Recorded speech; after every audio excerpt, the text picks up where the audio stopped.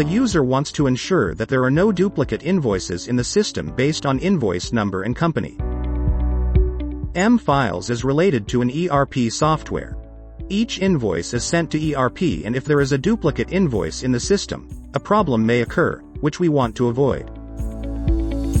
With Extension Kit you can check if there are duplicate invoices in the system.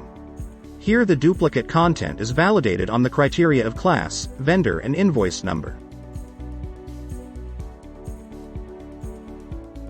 If these properties are the same on two documents, Extension Kit notifies the user. This use case is configured with Extension Kit Validation module. With validation you can achieve an advanced validation process. Whether you are creating or updating objects, whether the property is directly referenced on an object, or if it's not directly visible, this module will search and check if the property exists or not. Enhance the quality of M-Files implementations without coding.